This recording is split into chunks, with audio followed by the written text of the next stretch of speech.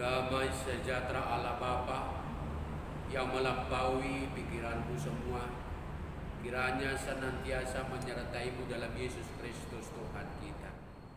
Shalom saudaraku yang terkasih dalam nama Tuhan Yesus Kristus. Puji Tuhan, semangat bagi kita semua dari Yesus Kristus. Kita boleh dipertemukan kembali melalui firman Tuhan yang tertulis dalam kitab Kolose 3 ayat 22 hingga ayat 25. Firman Tuhan, hai hamba-hamba, taatilah Tuhanmu yang di dunia ini dalam segala hal. Jangan ada di hadapan mereka saja untuk menyenangkan mereka, melainkan dengan tulus hati karena takut akan Tuhan. Apapun juga yang kamu perbuatlah dengan segenap hatimu, seperti untuk Tuhan dan bukan untuk manusia. Kamu tahu bahwa dari Tuhanlah kamu akan menerima bagian yang ditentukan bagimu sebagai upah. Kristus adalah Tuhan dan kamu hambanya. Barang siapa berbuat kesalahan, ia akan menanggung kesalahannya itu, karena Tuhan tidak memandang orang. Demikian firman Tuhan, kita nyanyikan firman-Mu menjadi terang. Sekali lagi salam Bapak Ibu Saudaraku yang terkasih dalam nama Tuhan Yesus Kristus. Saya cukup terkesima dengan sebuah foto yang seringkali terpampang di jalan atau di sebuah ruko, di mana ada seorang karyawan restoran yang memiliki pekerjaan yang sangat ditekuninya, begitu sabar, begitu luar biasa, menghantarkan kita pada sebuah senyum. Pekerjaan yang ditekuninya tidak lebih dari membersihkan meja dan menyapa pelanggan. Laki-laki yang berusia bayangkan 86 tahun, selalu ramah pada setiap pengunjung, selalu dia tersenyum kepada setiap pelanggan. Dia bukan karyawan biasa, tetapi dia adalah karyawan tertua di perusahaan tersebut, di restoran tersebut. Di dalam tubuhnya sudah tertanam alat pacu jantung dan alat pencegah kram jantung. Ada 3 cincin. Lututnya pun sudah disangga dengan alat khusus. Atas pertimbangan kesehatan, dia dianjurkan hanya bekerja pada hari Rabu dan Kamis. Itu pun selama 6 jam seminggu saja. Lalu dia berkata, saya senang sekali dengan pekerjaan ini. Saya suka berbicara dan berjumpa dengan banyak orang. Katanya selalu dengan senyumnya. Tetapi untuk menanggapi ini, asisten manajer katakan, dan dia berkomentar, Bill Dudley adalah wajah bisnis McDonald di sini. Pelanggan kami sangat senang dan sangat bersyukur dengan keberadaannya. Ia adalah karyawan yang baik. Rupanya itulah gambaran yang terjadi di pamflet McDonald. Cukup luar biasa, dia sudah tua, penyakitan, tetapi masih bisa memberikan senyum, memberikan berkat bagi orang lain.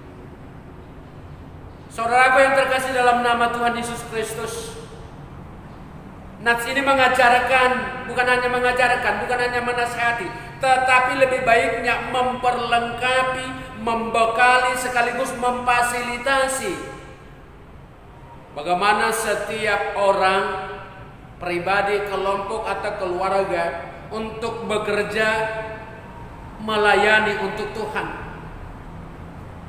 Hubungan dan peranan setiap anggota keluarga agar bekerja mendukung sebuah misi pelayanan kepada Tuhan. baik bapaknya seperti ayah-ayah sebelumnya, baik juga ibu, baik dari anak-anak ataupun hamba yang ada di tengah-tengah kelompoknya. Tentunya ada banyak sekali hambatan dan tantangan dalam kehidupan, terkhusus mengenai kehidupan itu berjalan hidup normal atau tidak, dari masalah-masalah ekonomi, masalah-masalah sosiologi kehidupannya, dan juga masalah-masalah tentang hak asasi manusia. Dalam sebuah buku kita membaca sebuah ungkapan bahasa Latin yang dibilang homo laborant. Orait labora, begitu dia persamaannya. Orait labora bekerja, tetapi juga harus berdoa. Karena di dalam pekerjaan itu tanpa doa itu semua akan sia-sia, gelap. Tetapi sebaliknya orang yang berdoa juga tanpa aksi dan kerja, ia sama sekali dengan malas. Maka orait labora, pekerjaan itu harus ada di dalam doa. Di doa kita yang kita laksanakan setiap menit, setiap hari, setiap waktu, kita harus imani dan kita harus laksanakan itu. Homo laborant, dari ungkapan kita memahami bahwasanya manusia tidak bisa dipisahkan dengan pekerjaannya. Setiap orang yang harus bekerja agar dia bisa hidup. Tanpa pekerjaan bagaimana manusia menjadi hidup? Bukan hanya supaya dia hidup, melainkan pekerjaan itu manusianya dapat diketahui karakternya. Melalui pekerjaannya itu kita dapat mengenal seseorang bukan hanya dari fisiknya, namanya, jenis kelaminnya, umurnya, identitas fisik. Tidak cukup. Tetapi kita boleh mengenal karakter seseorang itu dari pekerjaannya. Pemahaman ini memunculkan ungkapan they are what they do. Iya, kira-kira seperti itu. Mereka itu adalah apa yang mereka lakukan. Jadi bila mana kita melakukan sesuatu, memang karakter kita itulah dia. Pemahaman inilah yang dikatakan bahwasanya manusia sangat membutuhkan bekerja untuk hidupnya dan juga mengenal identitas pribadinya, karakternya. Itu jugalah alasan setiap orang berlomba-berlomba untuk mencari pekerjaan, melamar kerja agar tidak pengangguran, agar tidak susah hidupnya. Apalagi disesuaikan dengan profesinya, kemana arah jurusan hidupnya. Apapun juga yang kamu perbuat, perbuatlah juga dengan segenap hatimu, seperti untuk Tuhan, bukan untuk manusia. Itu katanya di ayat 23 tadi. Jadi kita bekerja bukan untuk manusia, untuk dilihat supaya wow di dunia ini, tetapi adalah bekerjalah seperti untuk Tuhan. Seorang teman menasihati karyawan yang selalu mengeluh tentang bagian pekerjaannya yang terlalu berat dan begitu banyak. Hal yang paling mengecewakannya adalah di mana teman-temannya begitu banyak, stafnya begitu banyak, anggotanya, tetapi bisa saja bersikap masa bodoh, kurang peduli dengan bagian pekerjaan yang seharusnya mereka lakukan bersama-sama. Tetapi dia harus melaksanakannya secara sendiri-sendiri, nggak selesai. Perlu kita pahami bahwa pekerjaan itu adalah bagian pelayanan kepada Tuhan, bukan pelayanan dan kewajiban. Tetapi pekerjaan itu adalah anugerah. Jadi sehingga tidak ada yang terbeban karena pekerjaan. Semakin besar pekerjaan itu, maka semakin besar pula anugerah yang kita terima. Memang tidak semua orang punya kesempatan melakukan pekerjaan yang sungguh-sungguh disenangi. Kadangkala kita bisa melihat orang bekerja tetapi dia selalu terbeban sehingga dia cepat membosankan, tidak senang terhadap pekerjaannya. Banyak sekali orang yang mengharapkan pekerjaan minimal untuk hidup, tetapi setelah dia bekerja, dia tidak senang dengan pekerjaan itu. Tidak semua orang memiliki kesempatan mendapatkan pekerjaan, walaupun banyak orang yang berlomba. Jadi lihat, seluruh pekerjaan itu seperti kue yang enak dulu. Bayangkan bahwa pekerjaan itu adalah kue yang enak, maka akan dicari. Maka kita rasakan, kita akan merindukan dia. Jadi kalau kita merasakan pekerjaan itu enak, indah, ringan, maka semuanya itu akan enak juga. Bila mana kepadamu dipercayakan bagian pekerjaan yang besar, maka sama seperti potongan kue tadi, maka yang enak itu juga besar untuk bagianmu yang akan kamu dapatkan. Saudara bisa mendapatkan pekerjaan, bisa memiliki kesempatan untuk melakukan banyak hal adalah anugerah Tuhan. Berkat Tuhan cukup luar biasa bagimu. Masih begitu banyak orang yang gelisah karena tidak memiliki pekerjaan. Apa yang kita miliki sekarang adalah anugerah yang terbesar dari Allah bagi kita. Syukurilah itu. Memang ada banyak alasan yang membuat seseorang tetap bertahan dengan pekerjaannya. Masalah gaji yang besar, lokasi yang dekat dengan rumah, dengan janji dan juga dengan janji karir yang luar biasa. Namun dari beberapa alasan tadi, ada hal yang membuat seseorang itu bertahan dalam pekerjaannya karena dia benar-benar mencintai pekerjaan itu. Bagaimana dia tidak senang kerja di situ, bagaimana dia hasilnya tidak, atau bisa dikatakan dengan tidak maksimal. Karena setiap orang yang mencintai pekerjaannya, maka disitulah dia hidup senang dan berbahagia. Sehingga dalam surat Paulus ke jemaat Kolose ini, Rasul Paulus menunjukkan alasan mengapa seseorang itu harus mencintai pekerjaannya. Mengapa kita harus mencintai pekerjaan yang kita lakukan itu. Itulah pemahaman bahwa setiap pekerjaan sebenarnya merupakan bentuk pelayanan kepada Tuhan, karena Tuhanlah yang memberikan pekerjaan itu untuk kita. Kamu tahu bahwa dari Tuhanlah kamu menerima bagian yang ditentukan bagimu sebagai upah. Kristus adalah Tuhan dan kamu adalah hamba-Nya. Ayat 24 tadi. Cintailah pekerjaan itu yang diberikan, yang dipercayakan Tuhan kepadamu. Kerjakanlah pekerjaan kita dengan penuh sukacita dan ucapan syukur, seperti untuk Tuhan, bukan untuk manusia. Sekali lagi, banyak sekali orang yang berlomba-lomba melamar kerja. Bila pekerjaan belum ada, manusianya sangat susah hidupnya, apalagi yang sudah lama menganggur. Dalam mencari pekerjaan pun bisa dengan persaingan yang cukup keras, sehingga kadangkala lebih banyak yang kalah ketimbang yang diterima. Apalagi di zaman akhir-akhir ini, begitu banyak orang yang dirumahkan dari pekerjaannya karena pengaruh pandemi COVID-19.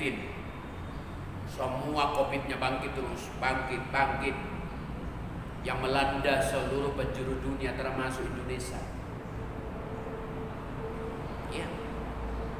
Sangat-sangat sulit mencari pekerjaan, malah tambah lagi corona. Di situasi pekerjaan yang seperti ini memunculkan kesusahan setiap pribadi, keluarga ataupun kelompok. Kita berharap bisa mendapatkan pekerjaan. Namun, bila seseorang juga mendapatkan pekerjaan tetapi tidak bersyukur, maka banyak alasan seseorang tidak bersyukur dan tidak senang walaupun sudah dapat pekerjaannya. Mungkin saja alasannya adalah saya tidak senang di situ karena saya nggak berbakat. Alasannya bisa saja mungkin keluargaku cukup jauh, rumahku cukup jauh, jadi terlalu capek. Ada saja alasannya mungkin gajinya kecil, tidak sesuai dengan pekerjaannya, bebannya. Talenta atau latar belakang pendidikannya, mungkin dia adalah seorang sarjana pertanian, tetapi bekerja di bagian developer perumahan.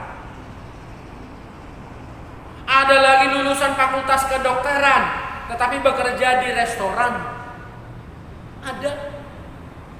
Ada juga yang tidak senang dengan pekerjaannya karena keluarga dan tempat tinggalnya jauh dan sebagainya. Sehingga hasil yang diharapkan tidak begitu maksimal. Mungkin ini juga penghentak semangat bagi kita, seluruh jemaat, seluruh orang percaya. Ada ungkapan orang tua yang bilang begini, perasaan yang luar biasa. Sungguh enak yang dimasak pakai wajah. Harapiannya dimasak pakai wajah, nani lopa dibuh. Karena ini menandakan adalah wajah. Bila seseorang itu kehadiran tamu, lalu dia mempersiapkan makanan untuk tamunya, dia masak sendiri, dia olah sendiri, dan sangat senang dengan kehadiran tamunya. Bagaimana tidak senang untuk memakannya? Bagaimana tidak berbahagia untuk merasakan hidangannya?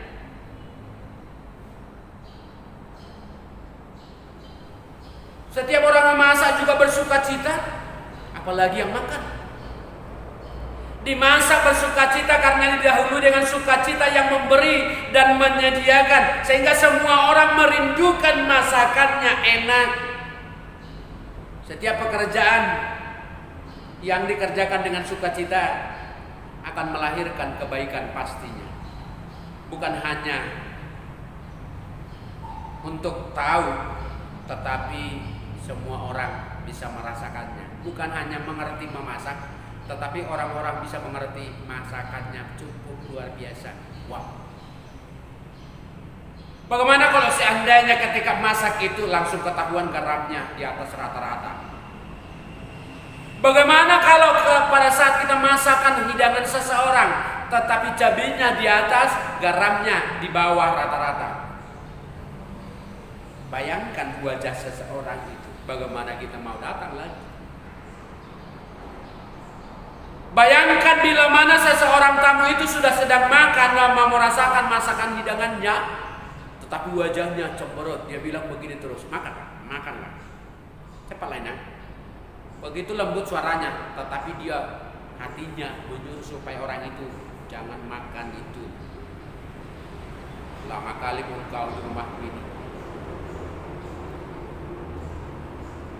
Nats ini juga merupakan nasihat dan mungkin juga bisa dikatakan dengan fasilitas pembekalan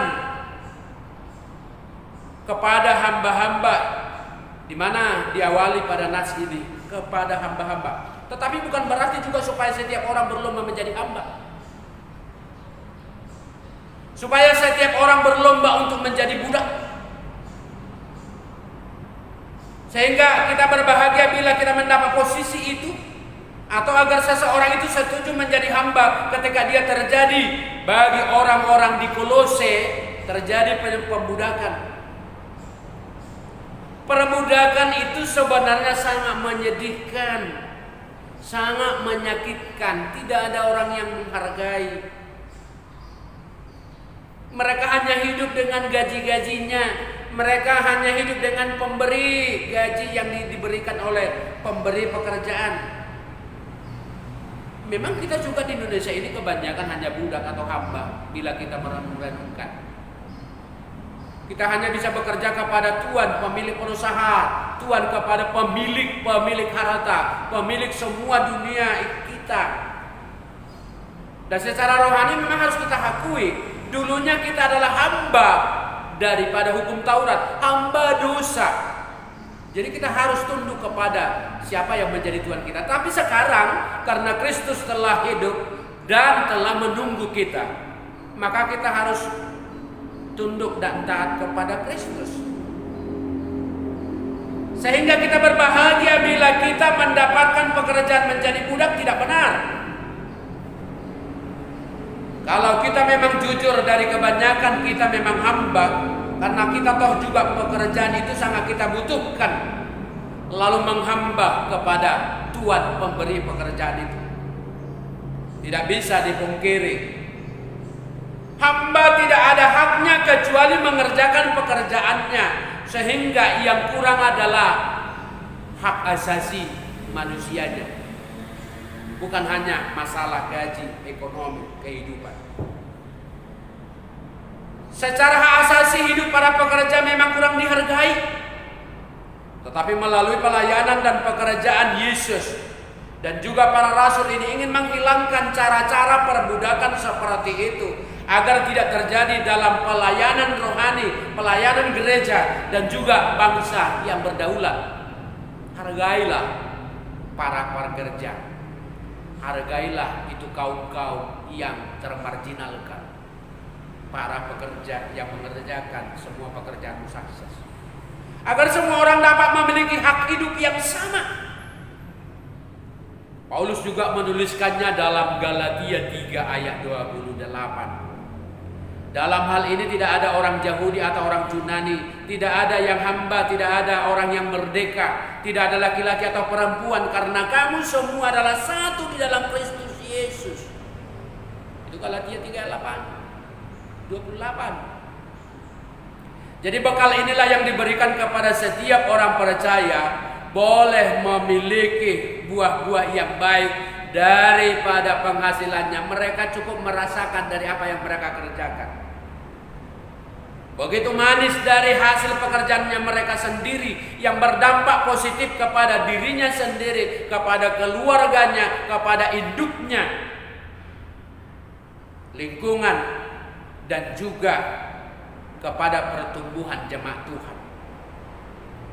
Melalui pekerjaannya ia dapat hidup, begitu juga keluarganya, sehingga dari pekerjaannya kita jelas mengenal dia dan karakternya, dikenal oleh lingkungannya sebagai orang yang juga mengenal dan mengimani Yesus itu benar-benar sangat peduli terhadap orang percaya.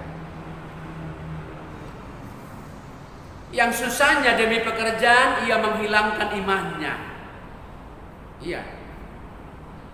Demi mencari kerja, dia seharusnya iman kepada Yesus Kristus, tetapi dia tidak bikin itu, dia hilangkan imannya kepada Yesus.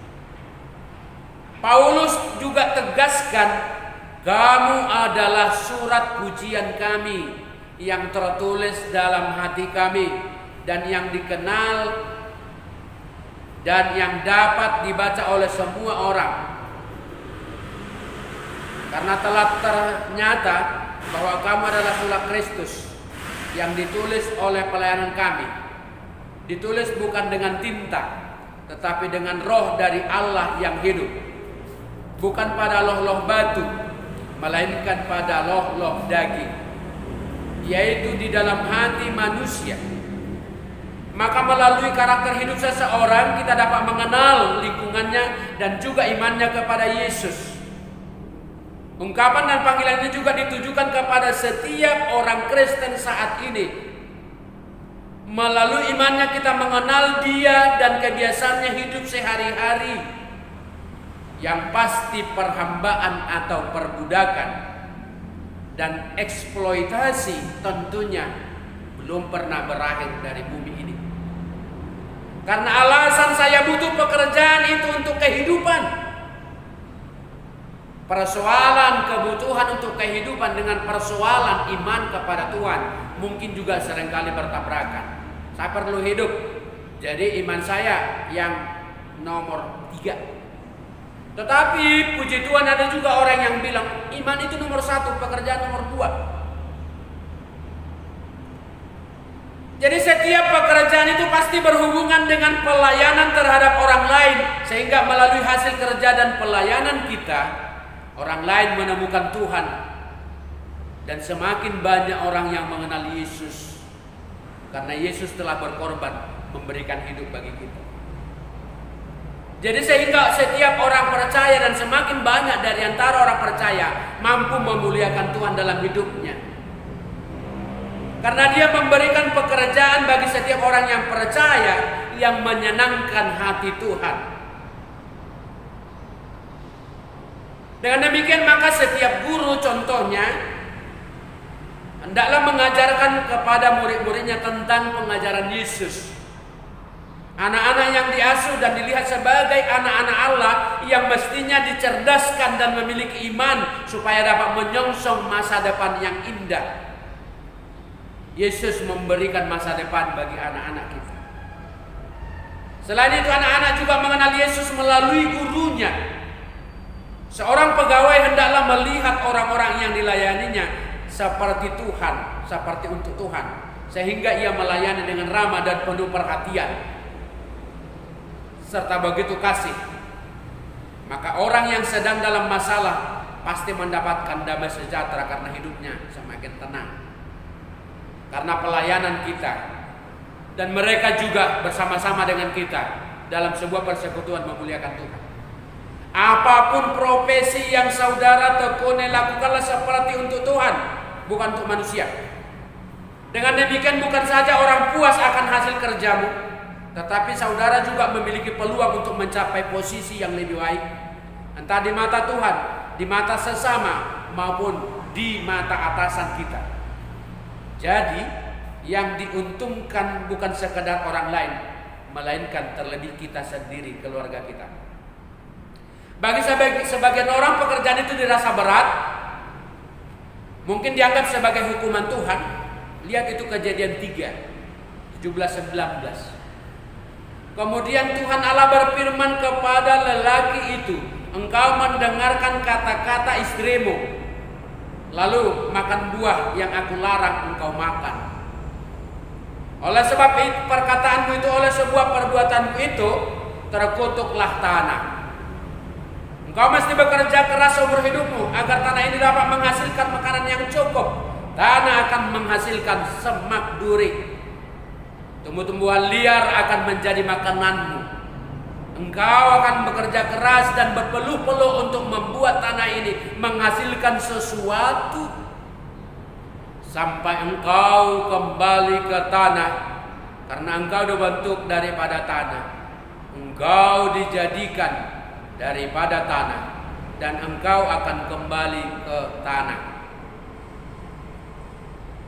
Demikian Bapak Ibu, sampai tanah menjadi korban karena keganasan manusia. Bukan hanya tanah yang menjadi korban, tanah sulit memberikan upah bagi manusia.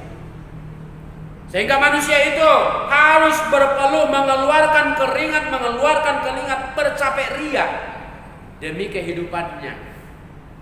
Sehingga ia menganggap pekerjaan itu adalah beban dan tanggung jawab yang berat.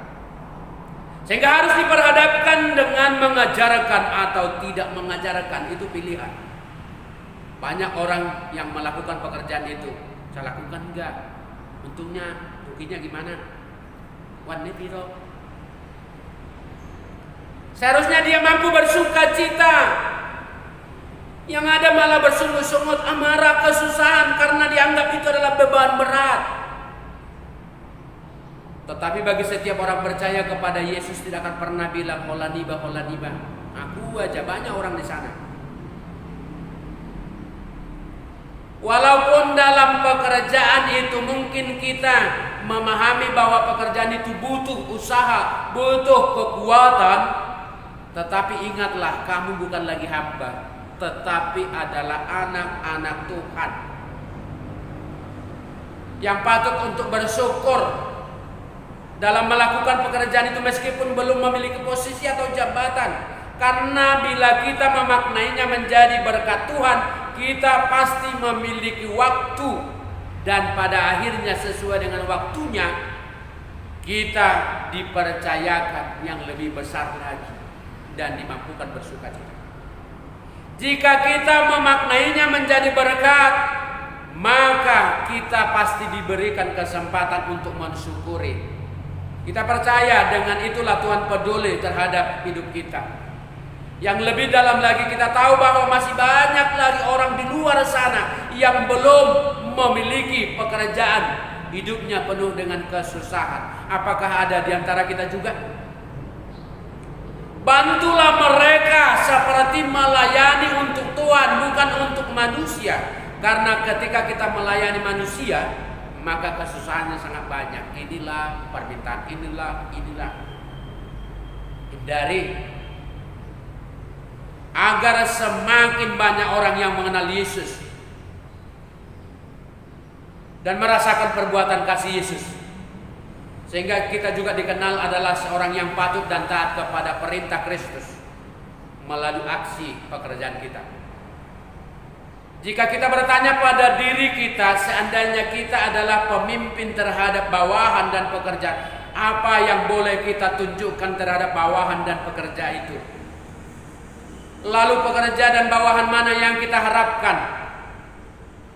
Tentunya Bapak Ibu adalah seorang pekerja yang rajin, yang baik melakukan tugas dan tanggung jawab pekerjaannya secara bertanggung jawab, tunduk kepada pimpinan dan aturan yang diberikan.